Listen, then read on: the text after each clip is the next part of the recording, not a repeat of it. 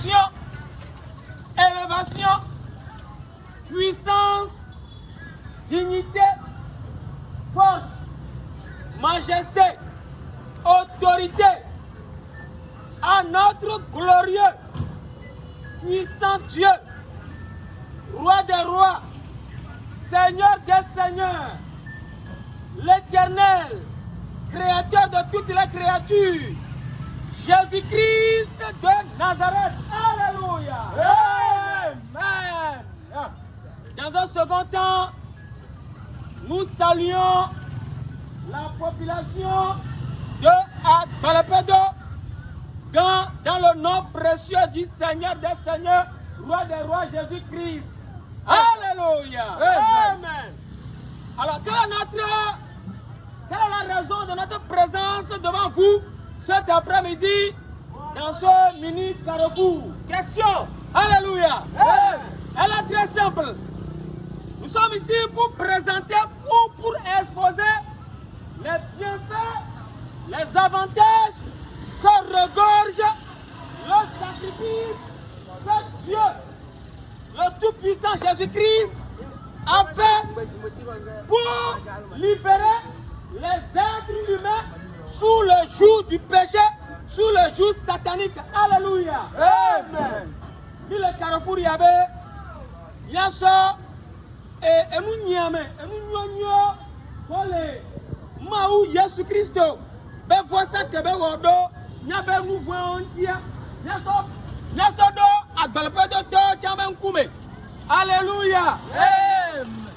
C'est-à-dire que lorsque tu as rencontré une bonne chose, ou bien tu as un acquis qui peut profiter à tout le monde, si tu as une bonne personne, si tu as quelqu'un qui a la crainte de Dieu, tu dois l'exposer à tes semblables.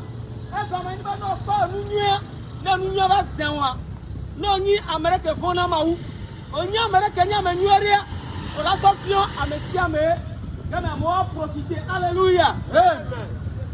Alors, lorsque nous entrons dans Matthieu 16, le verset 13 jusqu'à 16. Matthieu 16, le verset 13 jusqu'à 16. Vous avez remarqué qu'il y a quelque chose qui s'est produit là-bas. La scène qui s'est produite là-bas est liée à l'appréhension erronée de beaucoup de populations par rapport à la personne ou bien la personnalité de Jésus-Christ.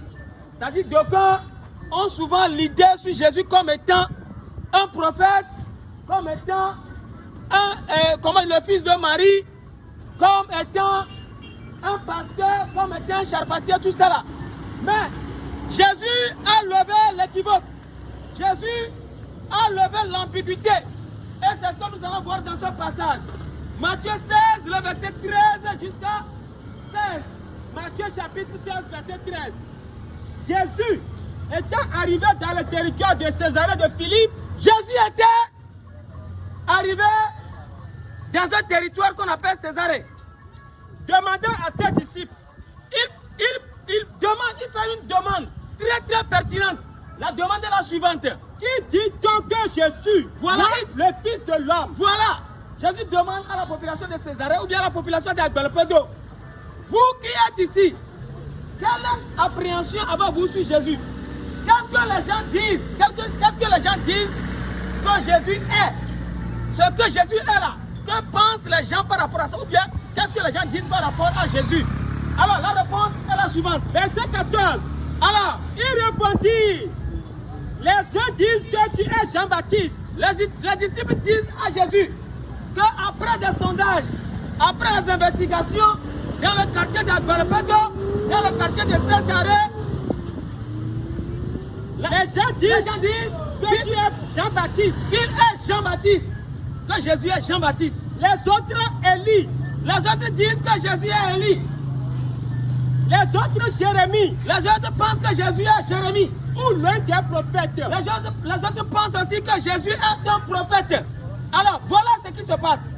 Aujourd'hui, lorsque on présente Jésus, beaucoup pensent que Jésus, il est fils de Marie, Beaucoup pensent que Jésus est un charpentier.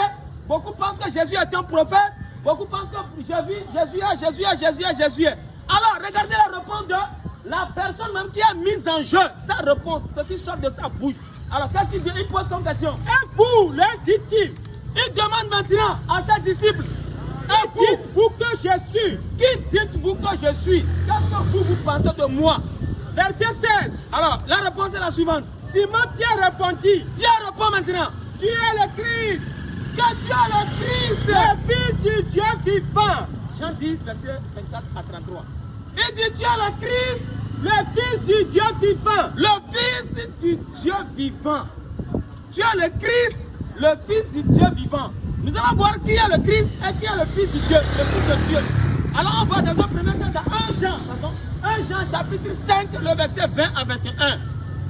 1 Jean chapitre 5, le verset 20 à 21. Vous allez voir, dans ce passage, on nous a présenté qui est le Fils de Dieu, puisque tout le monde a dans sa bouche, Jésus est le Fils de Dieu. Jésus est le Fils de Dieu. Jésus est le Fils de Dieu. 1 Jean chapitre 5, verset 20 à 21. Vas-y maintenant. Nous savons aussi que le Fils de Dieu est venu. Nous savons aussi que le Fils de Dieu est venu. Le Fils de Dieu est venu. Alors qui est ce Fils de Dieu? On va voir ça tout de suite. Et qui nous a donné l'intelligence pour connaître le véritable. Alors c'est ce Fils de Dieu là qui nous a donné ce qu'on appelle l'intelligence ou bien la sagesse divine. Pour connaître ce qui est vrai. Ce qui est vrai, ce qui est le véritable, c'est-à-dire ce qui est la véritable vérité. Alors, allons-y. Et nous sommes dans le véritable en son Fils Jésus-Christ. Le Fils de Dieu nous a donné la vérité. Et nous sommes maintenant dans cette vérité-là en son Fils Jésus-Christ. Le Fils de Dieu, son Fils c'est Jésus-Christ. Verset 21. Le Fils de Dieu, j'arrive. Le Fils de Dieu, son Fils c'est Jésus-Christ. En son Fils Jésus-Christ. Maintenant, nous allons voir qui est ce Fils de Dieu.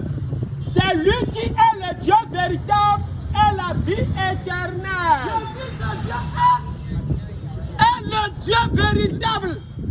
Le Fils de Dieu est le Dieu véritable et la vie éternelle. Alléluia. Amen. Ça dit de facto que Matthieu 16, le verset 16 là, Jésus dit, Pierre dit, tu es le Christ, le Fils de Dieu, du Dieu vivant. Donc le Fils de Dieu c'est qui? C'est Dieu lui-même. Et le Fils de Dieu c'est Jésus-Christ. Alléluia. Amen. Celui qui parle de Jésus, celui qui parle du Fils de Dieu, celui qui parle du Fils de l'homme, tout ça, c'est des mots synonymes qui sous-entendent Dieu tout-puissant, créateur de toutes les créatures. La preuve, c'est Dieu qui possède ce qu'on appelle le véritable ou la vérité. Alléluia. Amen. Alléluia. Amen. Alléluia. Amen. Voilà, maintenant, pour connaître la signification, la véritable signification de Christ, on ne peut pas aller dans le dictionnaire. Puisque la Bible même en soi est un dictionnaire. Nous allons voir dans Jean 10. Jean 10, le verset 24. Jean 10, le verset 24 à 33. Jean 10, voilà. Verset 24. Voilà. Les Juifs l'entourèrent, voilà. Et lui dirent. La population juive entourait Jésus et lui dirent maintenant. Jusqu'à quand tiendras-tu notre esprit en suspens? Jusqu'à quand tiendras-tu notre esprit en suspense? Jusqu'à quand tu vas nous permettre de quitter l'ambiguïté par rapport à ta divinité? Puisque tout le monde, les gens sont dans l'ambiguïté, les gens sont dans la confusion. Puisque Jésus, regardez comment Jésus est né. Il est né d'une manière un peu absurde. Elle dit le Saint-Esprit viendra sur Marie et la puissance du Très-Haut va couvrir Marie et le Fils qui va sortir du ventre de Marie sera appelé un fils, c'est un enfant saint. Et voilà que Matthieu 2, verset 11, on nous fait comprendre que les mages, les philosophes astronomes ont quitté l'Orient et ils sont venus, se sont prosternés devant Jésus. On dit ils se prosternèrent et adorèrent Jésus. Or tout le monde sait ici, dans Apocalypse 22, verset 9, que le seul digne d'être adoré, c'est Dieu. Alléluia. Maintenant, ces mages, ces philosophes, astronomes sont venus et se sont prosternés et ont adoré Jésus. Jésus n'avait pas encore trois jours. Jésus avait pratiquement 2 jours. Mais les mages se sont prosternés devant Jésus. Alléluia. Amen. Donc, Jésus, sa personnalité a suscité vraiment de l'ambiguïté de l'équivoque dans la pensée des êtres humains. C'est pourquoi vous allez voir que les Juifs l'entouraient et lui disent jusqu'à quand tiendras-tu notre esprit en suspense par rapport à ta position de divinité. Alléluia. Amen. Alléluia. Amen. Alors on continue maintenant. Si tu es le Christ, Si tu es le Christ, dis-le-nous franchement. si tu es le Christ voudra dire quoi? Les gens vont prendre le dictionnaire et dire onction de Dieu. De toute façon, l'onction de Dieu, c'est Dieu lui-même. Alléluia. Alléluia. Ma parole, c'est moi-même. Hein. Alléluia. Amen. L'onction de Dieu, c'est Dieu lui-même. Mais pour connaître ce que c'est que le Christ, il faut maintenant descendre maintenant dans le verset 33. Verset 33. Voilà. Les Juifs lui répondirent, Les Juifs lui répondirent, ce n'est pas pour une bonne œuvre que nous te lapidons. ce n'est pas à cause de tes miracles, signes, prodiges que nous allons te lapider aujourd'hui. C'est parce que, oui, vas-y. Mais pour un blasphème. Pour un blasphème. Et parce que toi, Voilà. qui es un homme, On dit à Jésus, toi qui es un homme, toi tu es un prophète, toi tu es fils de Marie, toi tu es un charpentier, et tu te fais Dieu. Parce que Jésus est le Christ. Le Christ voudra dire Dieu. On ne peut pas expliquer un mot biblique par le canal de dictionnaire français, par le canal de dictionnaire allemand. Non. On explique un concept biblique par le canal de la Bible. Alléluia. Amen. Alléluia. Amen. Alléluia. Amen. Voilà. Ça voudra dire quoi? Ça voudra dire que Jésus est le véritable Dieu. Lorsque nous entrons dans Jean 12, verset 27, je pense bien. Jean 12, verset 27.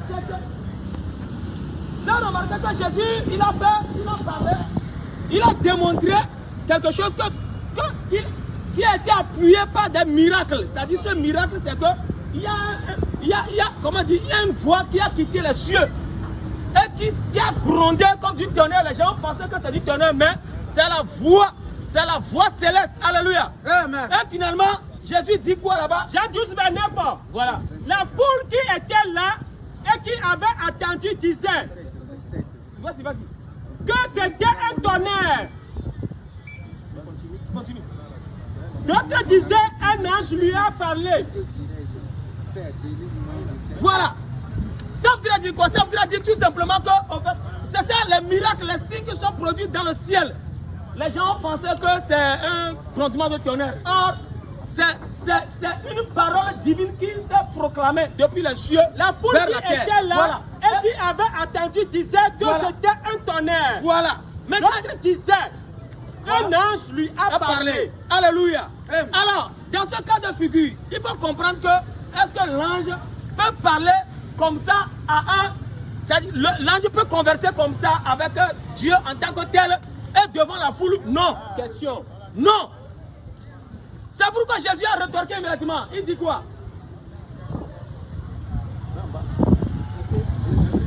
Verset 30. Oui. Jésus dit, ce n'est pas à cause de moi que cette voix s'est fait attendre. Voilà, ce n'est pas à cause de Jésus que cette voix s'est fait attendre.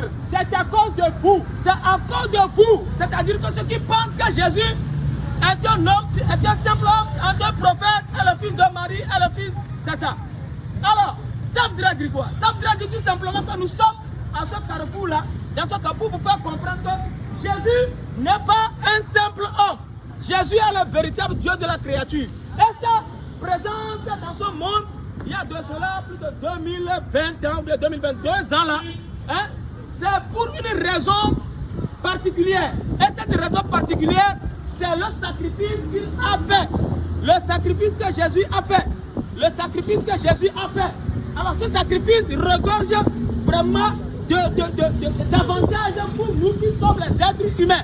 Les êtres humains nés dans le péché. N'oublions pas que dans Romains 3, le verset 23, il est écrit que car tous sont péchés et sont privés de la gloire de Dieu. Car tous sont péchés absolus. De façon absolue, tout le monde est pécheur. Est-ce que quelqu'un peut se te proclamer ici qu'il est saint? Non. Tout le monde, nous sommes nés dans le péché. Nos chromosomes regardent du péché. Nos systèmes génétiques péché. Nos nerfs péché. Le sang péché. Pourquoi? C'est à la suite de la désobéissance de nos premiers parents, Adam et Ève, que le péché a vu le jour.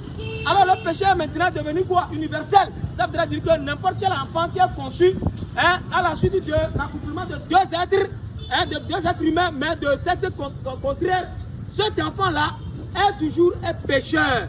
Maintenant, Dieu, étant donné qu'il est amour, parce que dans Jean 3, verset 5, il est écrit que Dieu nous a tant aimés. Et quand étant donné que Dieu nous a tant aimés, il est amour, il a vu nos souffrances. C'est cette souffrance qui a poussé Dieu à quitter les cieux pour venir sur la terre. Alléluia. Amen. C'est la raison pour laquelle nous disons tout de suite, lorsque toi tu es ici, on donne un exemple là pour pouvoir expliquer ou bien justifier ce que nous sommes en train de dire. Exemple, toi tu as ton enfant en France. Supposons que tu as un enfant en France. L'enfant fait 10 ans. Il continue ses études là-bas. Il fait 10 ans. Et tu n'as jamais visité l'enfant là. Est-ce que tu es un père responsable? Question. Es-tu un véritable père responsable? Non. Question. Tu es un père irresponsable. Tu es un père irresponsable. Parce que tu ne peux pas laisser ton enfant dans un pays étranger. Et le laisser, tu ne connais même pas les réalités qu'il vit là-bas. Et tu vas rester par exemple au Togo. Après, c'est le coup de fil. Ça, c'est un peu... tu dois être intelligent pour comprendre ça. C'est un peu bizarre. Tu ne peux pas laisser ton enfant dans un pays étranger comme ça, 10 ans, 15 ans, sans l'avoir visité.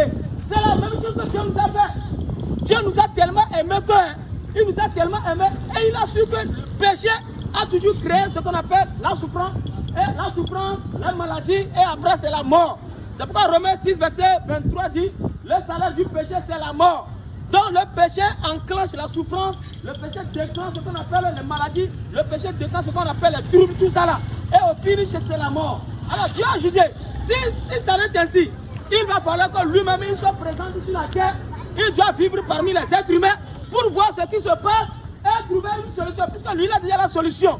Mais c'est en vivant parmi le peuple humain, qu'il va maintenant faire quoi? Qu'il va maintenant étaler ou bien exposer cette solution. Et cette solution, c'est ce qu'on appelle le sacrifice qu'il a fait. Alléluia. Même avant de descendre dans ce monde-là, le prophète Esaïe a déjà prophétisé.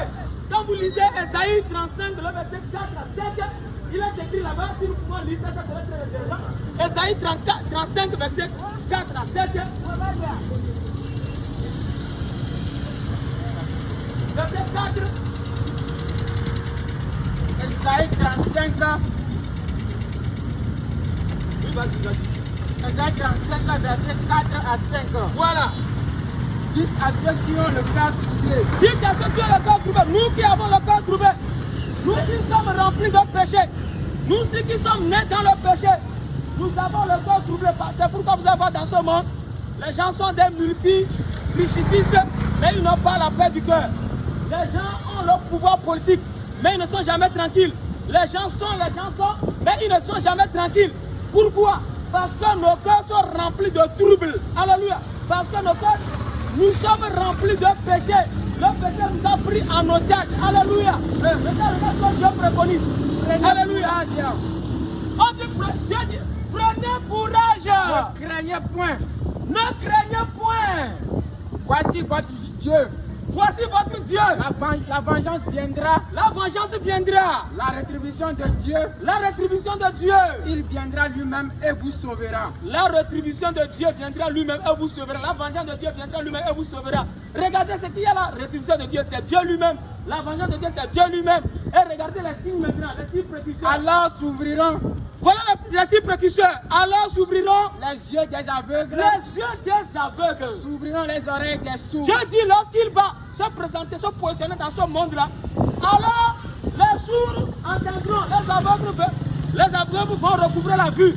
Voilà, les boiteux vont marcher. Alors le boiteux sautera comme un cerf. Voilà, les boiteux marcheront. Et la langue du muet éclatera de joie. Les sourds muets recouvreront la guérison. Alléluia. Maintenant, regarde ce qui va se passer. Dans Esaïe 52, verset 6. Nous allons voir si véritablement c'est Dieu qui a parlé. Si véritablement Dieu va se présenter devant les êtres humains, comme il a fait devant Abraham. Nous ne sommes pas sans savoir que Dieu s'est présenté devant Abraham. Dans Genèse 18, Genèse 18, il y avait trois personnalités angéliques qui sont présentées devant Abraham. Et Abraham a reconnu que c'est des anges. Mais au final, c'est Dieu aussi, l'Éternel parla avec Abraham. Et les deux anges sont allés à Sodome et Gomorrhe dans Genèse 19. Pour aller détruire Sodome et Gomorrhe. Alors on verra si véritablement c'est la preuve qui justifie que Dieu il est venu véritablement sur la terre. Alors, dans Ésaïe 52, verset 6. Ésaïe 52, verset 6. Voilà. C'est pourquoi mon peuple connaîtra mon nom. C'est pourquoi mon peuple connaîtra mon nom. Oui. C'est pourquoi il saura en ce jour que c'est moi qui parle. Voici. Il dit, me voici. Me voici, c'est une interjection qui marque la présence effective d'une personne. Alléluia. Amen. Me voilà marque une présence lointaine. Dans la grammaire française, on nous a appris à l'école que me voici marque la présence proche. L'aspect proche d'une chose, bien l'aspect proche d'une personnalité. Mais me voilà, c'est l'aspect lointain. Alors, si Dieu parle, il dit me voici, ça voudra dire que Dieu va se présenter en chair et en os devant les êtres humains. C'est pourquoi lorsque Jean-Baptiste a douté, Jean-Baptiste a une fois douté de Jésus, il a douté de la divinité de Jésus. Regarde ce que Jésus a dit dans Matthieu 11. Matthieu 11, Voilà. verset 2. Voilà. J'ai entendu parler dans sa prison des œuvres du Christ. Voilà, il a entendu parler des œuvres de Dieu, de Jésus, de Christ. Lui fit dire à ses disciples, Il envoie maintenant ses disciples auprès de Jésus. es-tu celui qui doit venir Tu vois comment il est mécréant? ou C'est un devons-nous mécréant. en attendre un autre? Et vous avez vu la parole d'un mécréant. Il dit, es-tu Dieu qui doit venir ou bien allons-nous entendre notre Dieu? Écoute la réponse de Jésus. Verset 4. Écoute, Jésus leur répondit, Jésus répondit maintenant. allez rapporter à Jean ce que vous attendez et ce que vous voyez. Allez rapporter à Jean Ésaïe 35, verset 4 à 7. Allez rapporter à Jean Ésaïe 35, verset 4 à 7. Les sourds, allons-y. Verset 5. Voilà. Les aveugles voient, Les aveugles voient. Ésaïe 35, verset 4 à 7. Allons-y. les boiteux marchent, Les boiteux marchent. les lépreux sont purifiés, Les lépreux sont purifiés. les sourds entendent, Les sourds entendent. les morts ressuscitent, Les morts ressuscitent. et la bonne nouvelle est annoncée aux pauvres. Dieu dit qu'il va venir dans ce monde. Les preuves justificatives seront les suivantes. C'est ça qu'ils ont listé. Les miracles, signes, prodiges. Les miracles extraordinaires. Pas n'importe quel miracle. Les miracles extraordinaires. Alléluia. Maintenant, Jean qui est censé être celui qui doit annoncer Jésus. Celui qui doit être le protocole de Jésus. Il a finalement douté de Jésus. Et regarde ce que Jésus lui a rapporté. Que de se souvenir d'Ésaïe 35, verset 4 à 7. Voilà. Donc ça voudra dire quoi? Ça voudra dire que Jésus est le véritable Dieu. Lorsque tu es mécréant comme Jean-Baptiste, en ce moment précis, tu risques de rater le paradis. Tu risques de rater le paradis. Parce que Jésus est la seule porte. Jésus est la seule porte, le seul chemin par lequel on doit passer, mais par laquelle on doit passer pour entrer au paradis. Jean 14, verset 6 est la preuve. Jésus est le chemin, la vérité, la vie. Et nul ne peut aller au Père sans passer par Jésus. Donc Jésus est la porte. Jésus est le royaume de Dieu. Il est la porte du royaume de Dieu. La preuve dans Luc 17, le verset 21, on a posé la question à Jésus par rapport au royaume de Dieu. Il dit aux religieux que c'est lui-même qui suit le royaume de Dieu. Alléluia. Amen. Alléluia. Donc, il y a des multitudes de religions dans ce monde. Quand vous prenez la religion, souvent les religions méconnaissent leur Dieu. Quand vous prenez le confucianisme, le shintoïsme, l'islam, le bouddhisme, le brahmanisme, le catholicisme, le protestantisme, l'hindouisme, le bouddhisme, pour ne citer que cela, ils méconnaissent leur Dieu. Parce qu'ils disent souvent que Dieu ne peut pas se transfigurer en être humain et se présenter devant les êtres humains. Or, on vient de le dire ici que Dieu, à travers nos souffrances, est obligé de venir dans ce monde-là pour souffrir comme nous, afin de passer par cette souffrance pour nous libérer. Hébreux 2, verset 14, je pense bien, si je ne me trompe pas, Hébreux 2, verset 14, Hébreux 2, verset 14. Hébreux 2, verset 14. Oui. Ainsi donc, Oui. puisque les enfants participent au sang et à la chair, Puisque les enfants participent au sang et à la chair, le sang et la chair, quand vous êtes dans, nous sommes des êtres humains. Vous êtes des êtres humains. Vous vivez dans chair et vous vivez dans votre chair, dans votre corps, avec le sang. Ça voudra dire que la souffrance est là. Alléluia. Oui, vas-y. il a également participé lui-même. Dieu lui-même a participé. Il s'est Il a changé de position spirituelle en position charnelle. Il a pris le corps humain pour venir. Lui-même, il doit participer parce que nous, on ne peut pas souffrir. Ce n'est pas moi qui ai fait venir les péchés. Est-ce que toi qui es sorcier dans ce quartier, c'est toi qui as amené la sorcellerie? Question. Toi qui es escroc ici, c'est toi qui as amené la escroquerie? Question. Toi qui es, je ne sais pas, tu es, comment dire, un franc-maçonnique dans ce quartier, est-ce que c'est toi qui as amené la franc-maçonnerie? Question. Est-ce que c'est toi qui as amené le lesbianisme? Question. C'est toi qui as amené comment dire, l'homosexualisme? Question. Est-ce que c'est toi qui as amené la méchanceté? Et le péché que tu vis en ce moment précis. Exemple, tu prends ton sexe, tu mets dans la bouche des femmes là. C'est toi qui as amené ça? Mais ce n'est pas toi, ce n'est pas moi non plus. Ce ne sont pas nous qui avons amené le péché. Nous ne sommes pas coupables du péché. Nous sommes venus au monde avec le péché. Dieu a su ça. Dieu est très intelligent. C'est pourquoi pour nous enlever ça, il est obligé de venir dans ce monde-là et puis participer à tout ce que nous faisons. C'est pourquoi Jésus a participé à tout. Mon frère, si tu es dans une religion là, et ton Dieu ne peut pas se transposer de l'esprit en humain là, il faut fuir cette religion. Ton Dieu est un poltron. Dans ce Dieu-là, c'est un Dieu poltron, un Dieu faible, un Dieu qui est même oui, c'est ça, un Dieu poltron, voilà. Est-ce que tu comprends? C'est un Dieu fainéant, pourquoi pas? Alors, Dieu lui-même, il s'est engagé à quitter les cieux. Regarde, il n'a pas envoyé un ange. Il a pratiqué. Dieu avant de venir dans ce monde, il a essayé d'envoyer. Mais c'est, je ne sais pas comment on dit ça en français là. Déjà, bon, ok. Nous allons lire Hébreux 10. Voilà, il a fait simulacre d'envoi. Il a fait simulacre d'envoi. Il demande aux anges, est-ce que vous n'allez pas me suppléer là, aller dans ce monde et puis chercher un remède. Je vais passer par vous pour trouver une solution. Les anges ont refusé. Le monde est rempli de trous. Le monde est méchant. Le monde dans lequel nous sommes là, c'est un monde méchant. Donc, Dieu même a vu ça. Et il a demandé, bon, on va prendre, comme le temps fait défaut. Et Dieu a demandé aux anges, les gens ont refusé, tout le monde a refusé. Mais regardez dans 1 Roi chapitre 20, verset 22. Dieu avait voulu envoyer quelqu'un pour aller mentir sur la terre. Un ange est venu. L'ange est venu dire, on a mis le mensonge dans sa bouche, il allait mentir. Mais quand Dieu envoie maintenant pour faire un sacrifice, pour sauver l'humanité, les anges ont refusé. Ça veut dire que c'est un travail colossal, c'est un travail dur. Et Dieu est obligé de venir dans ce monde. Jésus-Christ, tout le monde connaît le canal par lequel Jésus est venu dans ce monde. Alléluia. Mais quand il est venu, c'est le sacrifice. Alors ce sacrifice-là, c'est la deuxième partie. Le sacrifice de Jésus. Mon frère, si tu crois à ce sacrifice-là, laisse-moi te dire que tu vas quitter le péché vers la sainteté. Tu sais, tout le monde a vécu dans le péché. Tout le monde a goûté le péché. Des fois, on cherche à quitter un péché, on n'arrive pas à le faire. Des fois, on est voleur, on veut laisser le vol, on n'arrive pas. Des fois, on est sorcier, on veut laisser la sorcellerie, on n'arrive pas. Des fois, on est fornicateur, adultère, on veut cesser, on n'arrive pas. Pourquoi? Parce que le péché est tellement puissant. Maintenant, Dieu est venu dans ce monde pour affaiblir le péché. Parce que celui qui a la puissance du péché, c'est le diable. 1 Jean chapitre 3, verset 8. 1 Jean chapitre 3, verset 8. 1 Jean chapitre 3, le verset 8. Voilà. Celui qui pêche est du diable. Celui qui pêche est du diable. Car le diable est péché dès le commencement. Car le diable a péché dès le commencement. Ça voudrait dire quoi? Lorsque tu es pécheur, toi-même tu as conscience que tu es pécheur. Ça voudrait dire que tu n'es pas de Dieu, tu es du diable.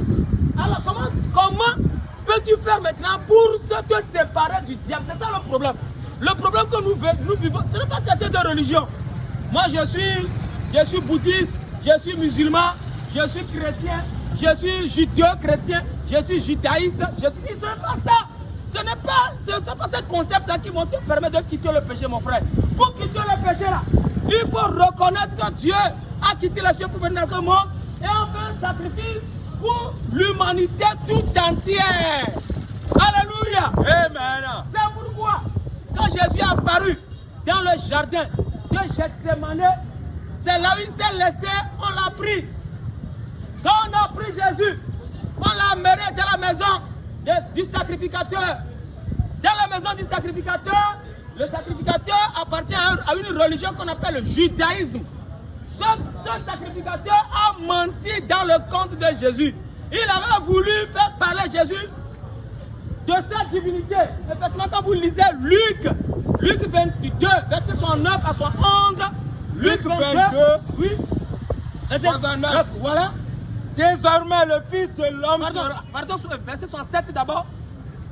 Il dit, voilà. Si tu es le Christ. Si tu es le Christ, on revient encore. Le sacrificateur demande à Jésus, si tu es le véritable Dieu, puisqu'on a déjà parlé de Christ, si tu es le véritable Dieu, vas-y, dis-le-nous, puisque tout le monde, avant de commencer la prédication, remarquons, on a bien exposé quelque chose, qu'il y a une ambiguïté dans l'entendement des êtres humains. Les gens sont dans la confusion par rapport à la position spirituelle de Jésus. Jésus est Dieu. La même chose qui se passe aujourd'hui, c'est la même chose qui s'est produite au temps de Jésus. Les gens sont dans la confusion. Les gens disent que Jésus est. On a lu ça dans Matthieu 7. C'est la même chose. Maintenant, ceux-là, ils veulent que Jésus réponde par lui, puisque c'est un blasphème, par lui qu'il est Dieu. Jésus n'est pas un con pour dire que je suis Dieu. Étant dans une posture humaine, Jésus lui va dire qu'il est Dieu. Non, ce n'est pas ça la pensée de Dieu. Alléluia. Amen. Dieu, il parle toujours en parabole. Quand vous lisez Matthieu 13, le verset 8 à 13, on dit, Jésus, il parle toujours en parabole. Dieu parle toujours en parabole. Pour connaître Dieu, ce n'est pas Dieu qui va te dire que je suis Dieu. Mais Dieu va te révéler à toi. Dieu s'est révélé à Abraham. Comment Abraham a su que l'Éternel est le véritable Dieu? Il s'est révélé. Genèse 18. Quand vous lisez Genèse 18, Dieu s'est révélé à Abraham. Ils étaient trois. Dieu avec les deux anges.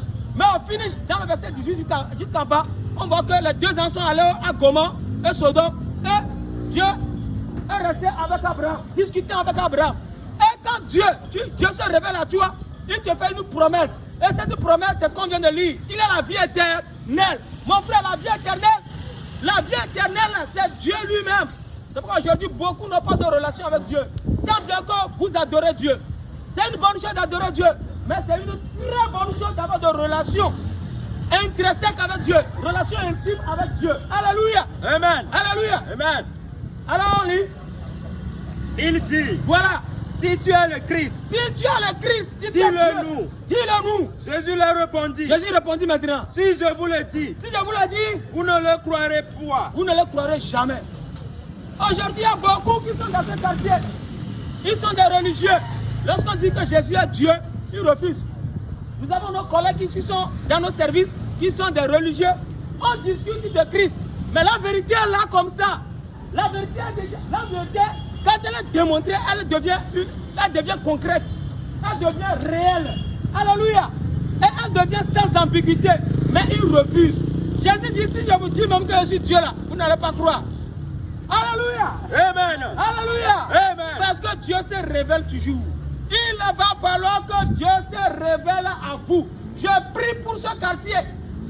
Que le Seigneur Saint-Esprit puisse permettre à ce que Jésus-Christ se révèle à quelqu'un dans ce quartier. Au nom de Jésus. Dis-moi Amen. Amen. Alléluia. Amen. Alors continue mon frère. Et si je vous interroge? Et si je vous interroge maintenant? Vous ne répondrez pas. Vous ne pouvez pas répondre. Parce que c'est Dieu. Si Dieu t'interroge, tu peux répondre. Tu ne peux pas. Si moi je t'interroge, tu peux répondre. Mais si Dieu t'interroge, tu peux répondre. Tu ne peux pas. Voilà. Désormais, le Fils de l'homme sera assis à la droite de la pluie. Le Fils de l'homme, le Fils de Dieu, Christ. Dieu, c'est le mot synonyme. Vas-y, le Fils de l'homme sera assis à la droite de la puissance de Dieu. Sera assis à la droite de la puissance de Dieu. Alléluia. Amen. Alléluia. Amen. Tu vois ce qui s'est passé? Alors, lis maintenant son 11, le dernier verset. Alors il dit. Il dit maintenant.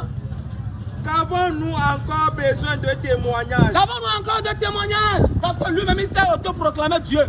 Nous l'avons entendu. Nous l'avons entendu. Nous-mêmes de sa bouche. Nous-mêmes de sa bouche. Ouais. Et c'est fini? Oui. Maintenant, Luc 23. Luc 23.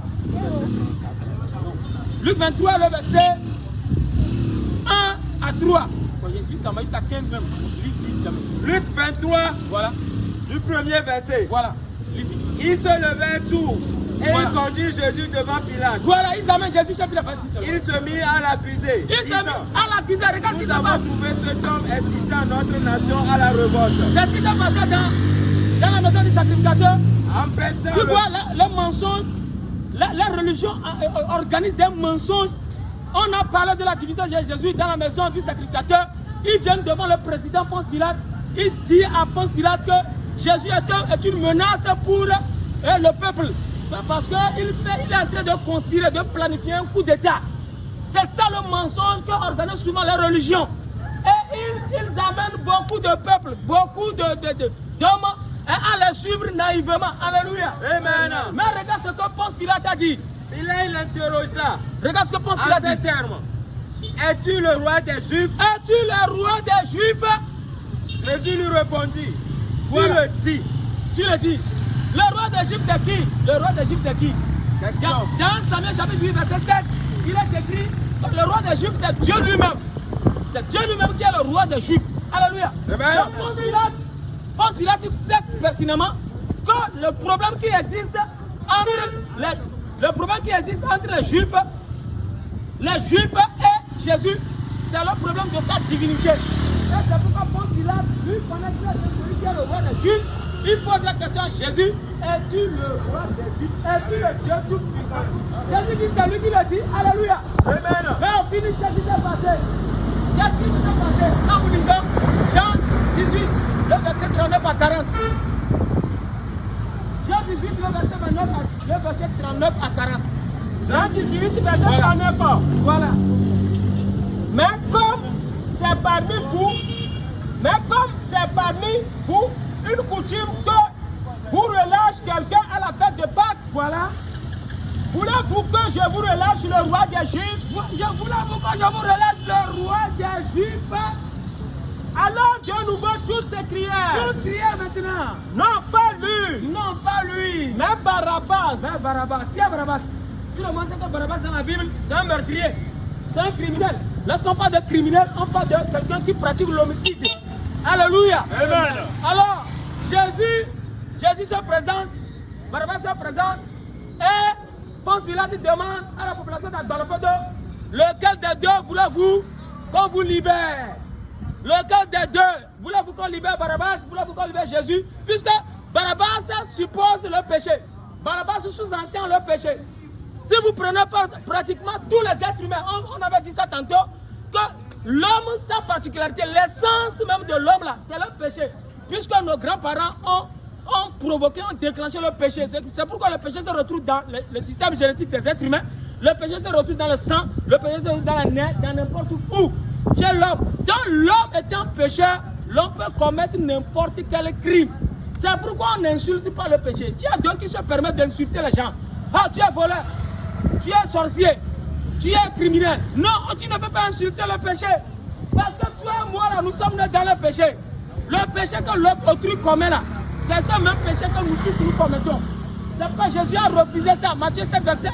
Il a refusé de juger par rapport au péché. Parce que nous sommes tous des pécheurs.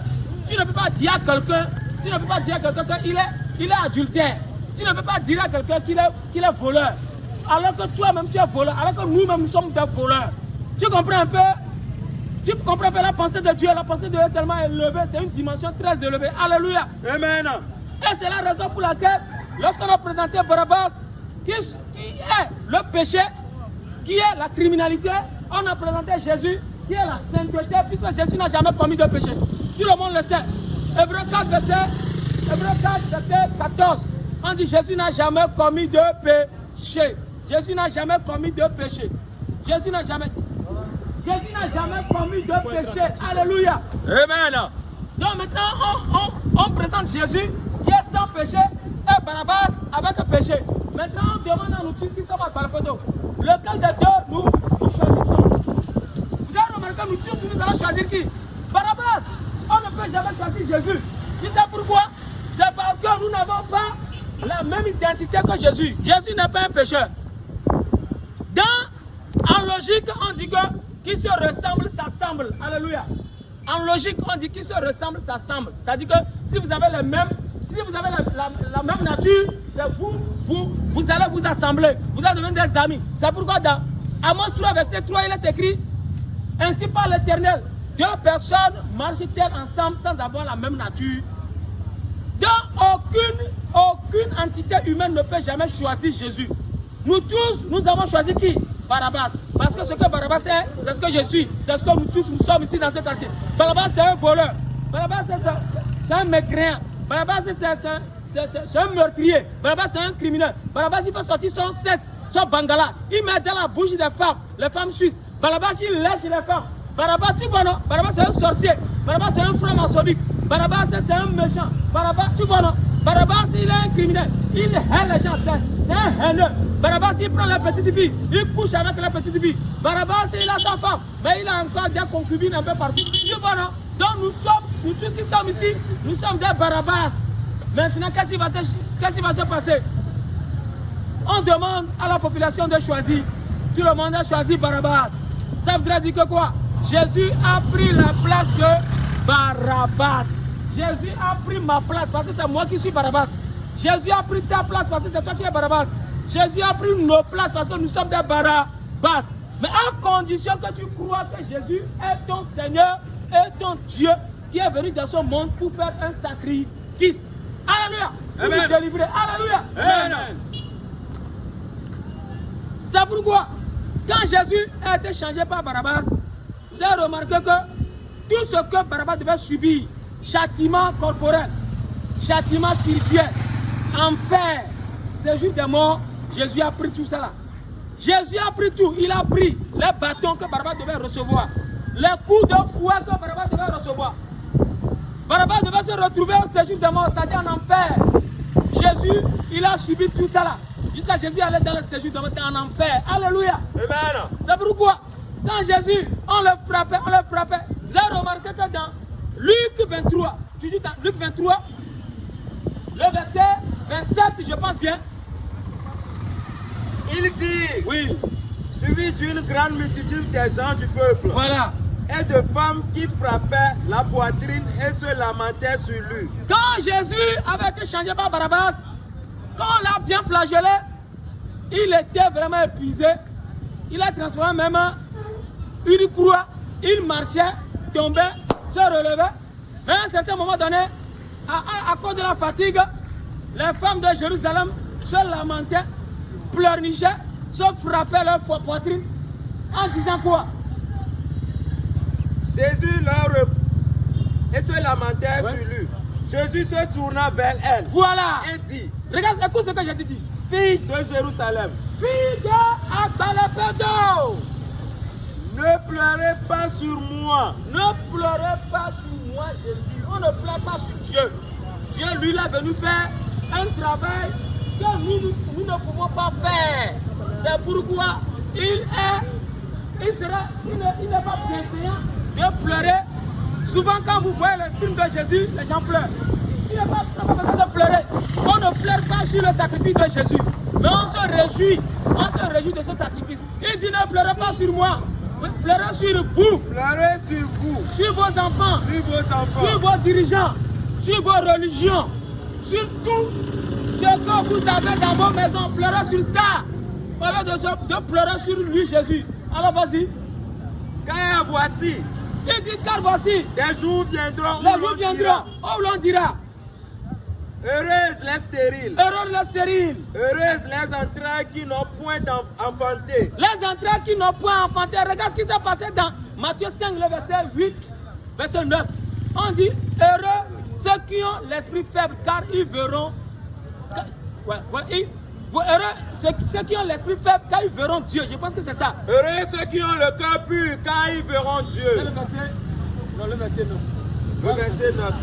Heureux ceux qui procurent la paix, car ils seront... Verset 7. Heureux le miséricordieux, car ils obtiennent... Qui ont l'esprit faible.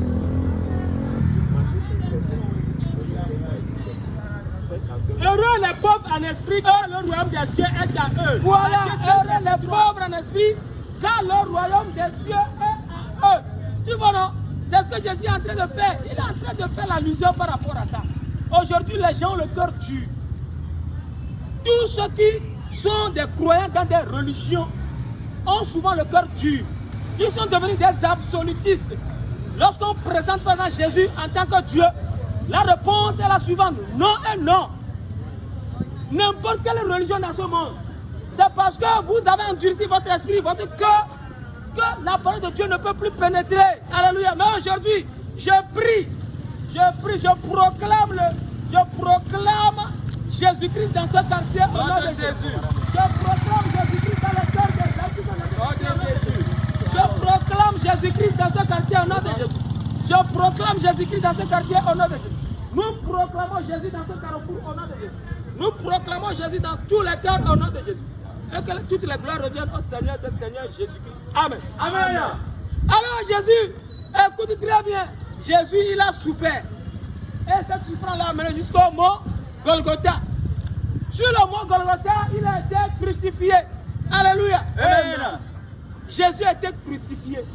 Jésus a été crucifié. Il a été pris. On l'a mis sur les deux bois. On a commencé par utiliser le marteau et les clous. Lorsqu'on pose un clou dans la main de Jésus et on met le marteau, le sang coulait en jet saccadé. Le sang coulait, le sang est aspergé. Il y a l'aspersion. Alléluia. Amen. C'est pourquoi Hébreux 9, verset 22 dit, sans effusion de sang, il n'y a pas remission de péché. Dans le sang, il faut que le sang soit aspergé de façon en jet saccadé. Voilà. Alléluia. Amen. Et Jésus criait, il faut que Jésus souffre. Il faut la souffrance de Jésus. C'est pourquoi quand vous lisez Matthieu 16, si on revient un peu en arrière, Matthieu 16, le verset 18 là. Matthieu 16, le verset 18. Avant le verset 18, le verset 20. Oui. Là où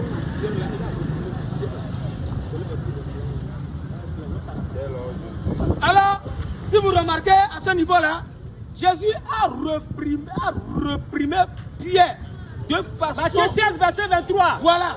Mais Jésus se retourna, dit à Pierre. Il dit à Pierre. Arrière de moi, Satan. Mais bien avant ça, Jésus, il a exposé la raison pour laquelle il est venu dans ce monde. Verset 21. Verset, oui, vas-y. Dès lors, Jésus commença à faire connaître à ses disciples. Voilà. Qu'il fallait qu'il allât à Jérusalem. Voilà. Qu'il souffrit beaucoup de la part des anciens. Voilà. Des principaux sacrificateurs Voilà. et des scribes. La souffrance d'abord. Jésus doit souffrir. Qu'il fut mis à mort. Il fut mis à mort. Et qu'il ressuscita le troisième jour. Il ressuscita le troisième jour. Regarde, il y a les 4 éléments dans ce passage-là. Vous allez voir la souffrance d'abord. Est-ce que quelqu'un va dire, quelqu'un va être joyeux qu'il souffre? Mais Jésus dit que lui doit souffrir. Et c'est une joie pour lui. Alléluia. Il dit qu'il doit être mis à mort. Ça veut dire que Jésus va provoquer sa mort. C'est une joie pour lui. Après, il va ressusciter. C'est une joie pour lui. Alléluia. Maintenant, regarde ce que Pierre a fait. Pierre l'a pris à part. Voilà. S'est mis à le reprendre et dit. Voilà, il est en train de reprendre Jésus. Il gronde Jésus. Il est en train de réprimander Jésus. Voilà, il dit quoi? À Dieu ne plaise. Il dit que lui ne peut pas être ici et puis quelqu'un va mettre à mort Jésus. Seigneur. Voilà. Cela ne t'arrivera pas. Il refuse, il dit non, cela ne doit pas arriver à Jésus. Mais regarde la réponse de Jésus. Mais Jésus se retourna, dit à Pierre. Jésus dit à Pierre maintenant. Arrière de moi, Satan. Il appelle Pierre Satan. Tu mets en scandale. Tu vois, Jésus, sa souffrance, c'est une bonne chose pour l'humanité. Sa mort, c'est un bienfait pour l'humanité. Sa résurrection, c'est un bienfait pour les êtres humains. Alors, que dis-tu par rapport au sacrifice de Jésus? Question. Voilà, c'est une bonne chose. C'est pourquoi, c'est là où se trouve la puissance. Si vous ne croyez pas que Jésus est mort, il a souffert, il est mort, il est ressuscité, vous n'allez jamais avoir de relation avec Dieu. Vous n'allez jamais avoir la puissance de Dieu. Et dans ce monde-là, les sorciers peuvent vous marcher sur vous n'importe comment. Les gourous vont vous massacrer n'importe comment. Mais quand tu reçois cette puissance-là, mon frère bien-aimé, les gourous, les sorciers, tout ce qu'on appelle démons là, c'est à bas. Alléluia. Amen. À bas les démons. À bas les sorciers. À bas les sorciers. À bas les francs-maçonniques. À bas les démons. Alléluia. Amen. C'est pourquoi quand Jésus était sur la croix, le sang coulait. C'est le sang qui coulait. Quand nous lisons le sang coulait. Quand nous lisons 1 Jean, Jean chapitre 1, le verset. 1 Jean, le chapitre 1, le verset 9. Voilà. Si nous confessons nos péchés, Si nous confessons nos péchés, il est fidèle et juste pour nous les pardonner. il est fidèle et juste pour nous. On parle de Dieu, ça. Dieu est fidèle pour pardonner nos péchés. Voilà. Et pour nous purifier de toute iniquité. Et pour nous purifier de toute iniquité. À la suite de quoi? À la suite de ce sacrifice-là. Alléluia. Amen. Donc le sacrifice est tellement bénéfique. Et lorsque tu confesses tes péchés, tu crois que Jésus, il est Dieu tout-puissant, il a fait ce sacrifice. Et tu confesses tes péchés. Sois sûr qu'il va te les pardonner. Et le sang là va te purifier. Alléluia. Et Dieu va te purifier à la suite du sang. Alléluia. Amen. C'est pourquoi, quand Jésus était sur la croix, Romains 5, verset 9 nous dit quoi? Romains 5, verset 9. Voilà. Romains 5, verset 9. À plus forte raison donc, Voilà. maintenant que nous sommes justifiés par ce sang, Nous sommes justifiés par le sang de Jésus. Nous sommes justifiés par le sang de Jésus. Donc le sang coulé sur la croix peut te permettre d'être juste désormais dans ce monde rempli de méchanceté. Les démons ne peuvent plus t'accuser. Le diable ne peut plus t'accuser parce que le sang te couvre, le sang te justifie. Alléluia. Amen. Colossiens 2. Colossiens 2, le verset 14 à Voilà. 15. Il a effacé l'acte de les ordonnants nous condamnés Jésus a effacé l'acte dans les ordonnances nous condamnés. et qui subsistait contre nous. Ah, Golgotha ici là. Le quartier là est bâti peut-être sur une idole. Et lorsque tu offenses ou bien tu commets une inadvertance liée à une loi idolâtrique, tu vas subir les conséquences, c'est-à-dire que tu vas être condamné. Et ça devient une malédiction pour toi. Mais regarde ce que Jésus a fait. Jésus a effacé tout ça là. Hein? Il a effacé la Les condamnations qui subsistaient contre nous. Il l'a détruit en le clouant à la croix. Elle a cloué à la croix. Dans la croix, quand Jésus était sur la croix, c'est ça qu'il a fait. Il a tout détruit. Et les dominations, il les a tout massacrés. Et toutes les lois là, toutes les lois, les condamnations des lois là, Jésus a fait quoi? Jésus les a affaiblis. Dans le verset 15. Le verset 15. Il a dépouillé les dominations. Il a dépouillé la domination. Et les autorités. Les autorités. Et les livré publiquement en spectacle en le triomphant d'elle par la croix. Écoute très bien. Il les a honnis. Jésus a honni les démons, les sorciers, les marabouts, les féticheurs, le diable, leur père. Et les a publiquement livrés en spectacle en triomphant d'elle par la croix. Donc le sacrifice de Jésus regorge vraiment de bénéfices. Le sacrifice de Jésus est une bonne chose. Si vous ne croyez pas à ça, comment vous pouvez être libéré de vos péchés? Alléluia. Amen. C'est pourquoi quand Jésus est mort sur la croix, regarde très bien, écoute très bien. Jésus sur la croix, il est mort. Il est mort, Dieu est mort. Hein? Dieu est mort sur la croix. Vous connaissez Friedrich Nietzsche? Nietzsche, c'est un philosophe allemand. C'est lui qui a écrit le Gai Savoir. Il dit, hein, au Moyen-Âge, il dit hein, que lui, le seul Dieu qu'il connaît là, le seul Dieu que lui connaît là, c'est lui qui est mort. Nietzsche a reconnu que Jésus est Dieu, il est mort. Dieu est mort pour qui? Pour nous. C'est pourquoi on avait lu dans Hébreux 2, le verset 14, qu'il a participé à tout ce que nous participons. Pour nous livrer, pour nous délivrer plutôt.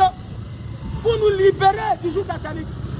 Alléluia. Amen. C'est pourquoi quand il a été dans le séjour de mort, quand il a été dans le séjour, 1 Pierre chapitre 3, 1 Pierre chapitre 3, le verset 18 jusqu'à 21. 1 Pierre chapitre 3, Voilà. le verset 18. Voilà. Petit enfant, Voilà. m'aimons pas en parole et avec 1 Pierre 3, 18.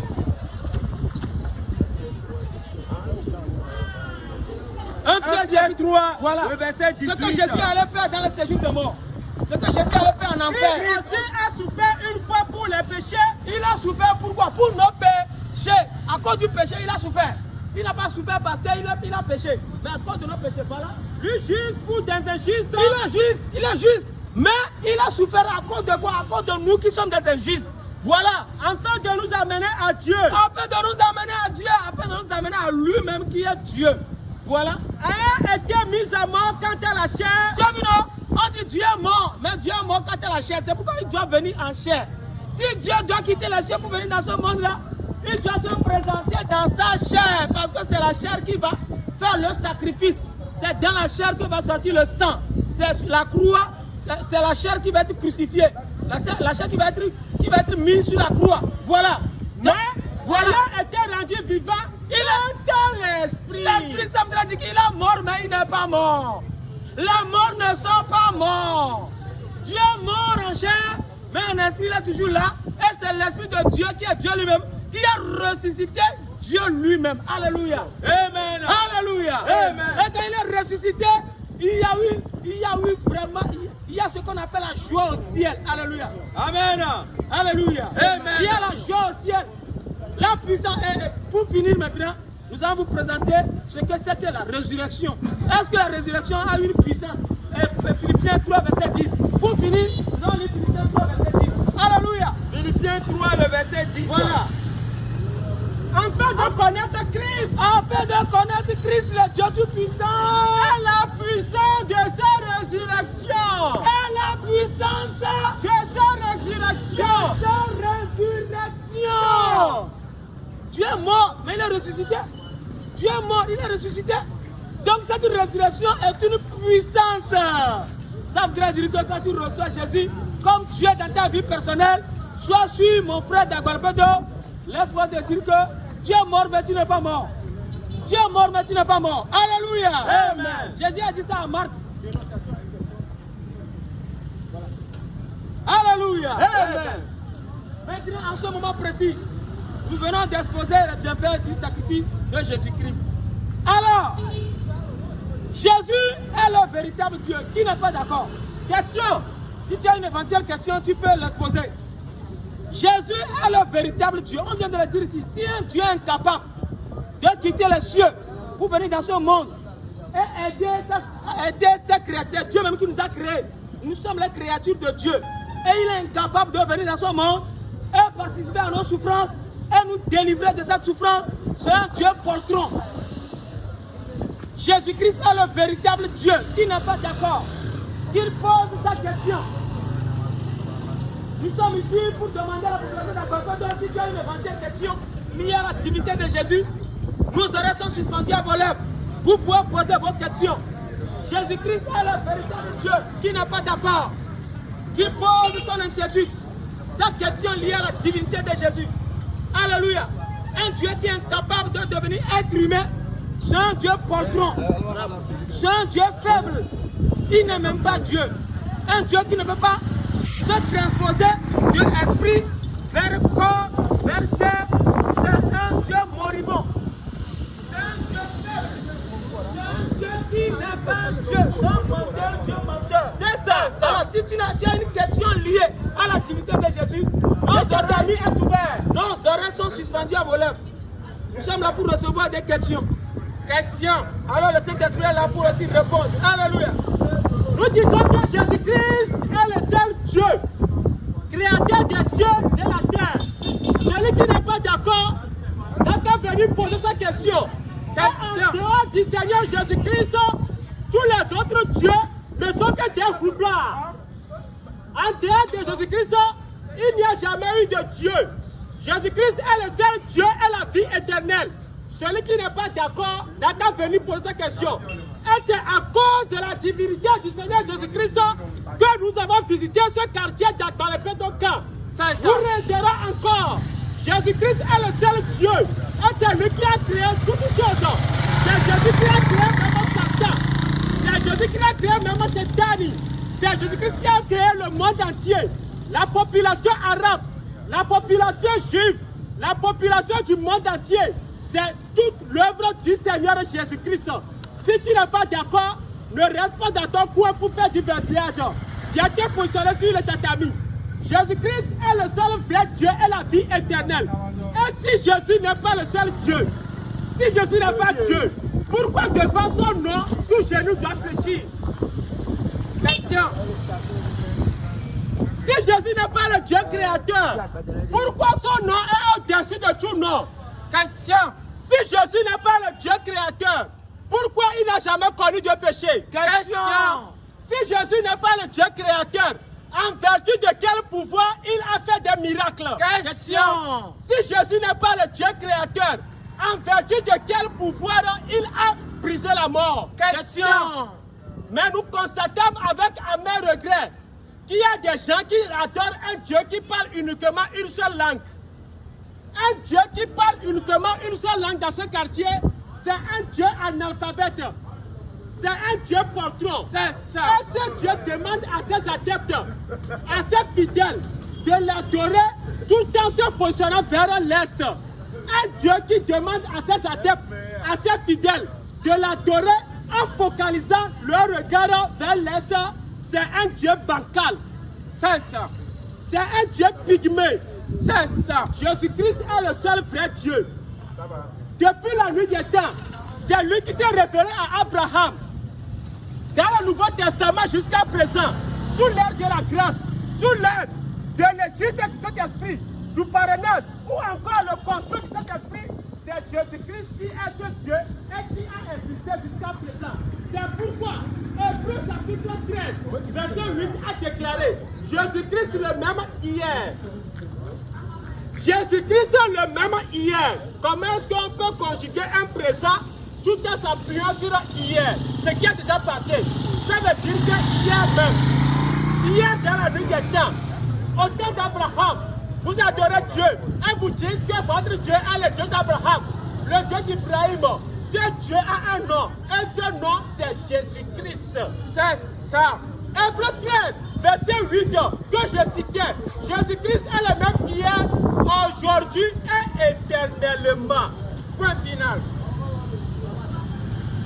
Jésus-Christ est le véritable Dieu de la créature. En dehors de Jésus, il n'y a plus d'autres dieux. Jésus-Christ est le véritable Dieu de la créature. Tous les autres dieux ne sont que des orgueils. Voilà. Tous les autres dieux ne sont que des menteurs. Voilà. Tous les autres dieux ne sont que des chétani. Voilà. Tous les autres dieux sont à Jahannama. Voilà. Et ce Dieu a promis à ses adeptes, à ses fidèles, qu'ils vont passer par l'enfer. Un Dieu qui promet l'enfer à un fidèle, à ses adeptes, c'est un Dieu chétani. C'est un Dieu Satan. C'est ça. C'est un Dieu Iblis. C'est ça. C'est un Dieu Baphomet. C'est ça. C'est un Dieu Métis. Voilà. C'est un Dieu Kraken. C'est ça. C'est un Dieu Azazel. C'est C'est un Dieu Maman. C'est Baémon. C'est ça. Baémon. C'est un Dieu Abracadabra. Jésus-Christ est le seul vrai Dieu et la vie éternelle. Si tu n'es pas d'accord, viens poser ta question. Jésus-Christ est le véritable Dieu de la créature. C'est la raison pour laquelle il peut pardonner les péchés. S'il n'était pas Dieu, comment peut-il pardonner les péchés? Question. Si Jésus n'est pas Dieu, comment il arrive à pardonner les péchés? Question. Si Jésus n'est pas Dieu, comment est-ce que les religions ont voulu le lapider à cause de sa divinité? Question. Si Jésus n'est pas Dieu, comment il a fait pour se ressusciter le troisième jour? Question. Jésus est le véritable Dieu, créateur de toutes les créatures. Si Jésus n'est pas le Dieu, pourquoi c'est lui qui viendra juger l'humanité? Question. Même dans vos propres documents, vos icônes, vos stars, vos guides religieux, on dit noir sur blanc que c'est Jésus qui détient leur âme dans sa main. Vos icônes, vos guides religieux, vos dévanciers, vos modèles, on dit noir sur blanc en présence des saïches que c'est Jésus qui détient leur âme dans sa main. Jésus est qui pour détenir l'âme de vos guides? Question. Jésus est qui pour revenir juger l'humanité tout entière? Question. En dehors de Jésus-Christ, tous les autres dieux ne sont que des bafloteurs. Jésus est le véritable Dieu. Alors, nous attendons vos questions. S'il y a des questions relatives à la divinité de Jésus, nos oreilles sont suspendues à vos lèvres. C'est parce que Jésus est Dieu et que nous sommes positionnés dans ce carrefour.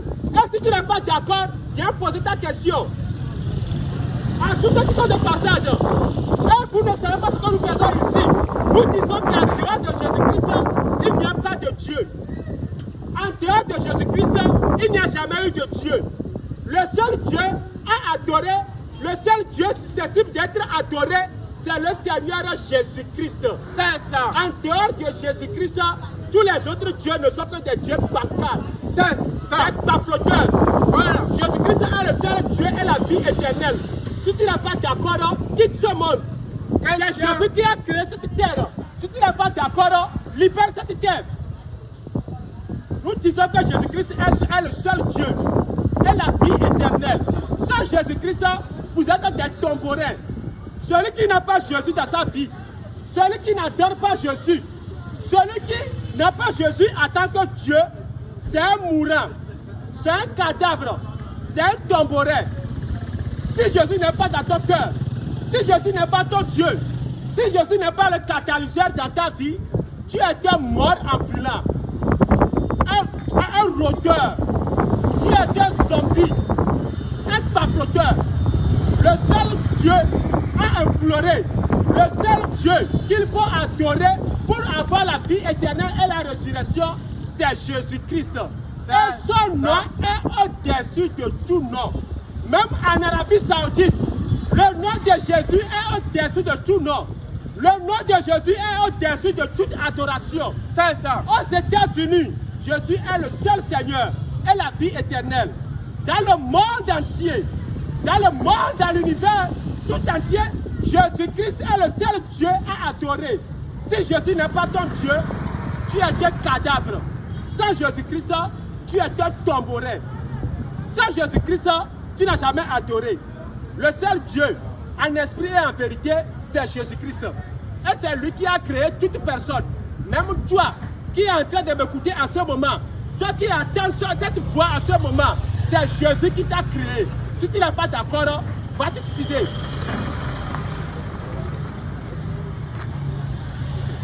Alors, nous avons entendu, nous avons espéré les questions en vain. Il n'y a pas de questions. Ça veut dire que tout le monde est d'accord que Jésus est le véritable Dieu. Que le Seigneur vous fortifie. Peut-être que tu es dans un quartier, toi tu n'as pas connu Jésus, c'est aujourd'hui que tu le connais. Et tu veux recevoir Jésus comme Dieu dans ta vie. Tu vas faire cette prière après nous. Tu dis là où tu es,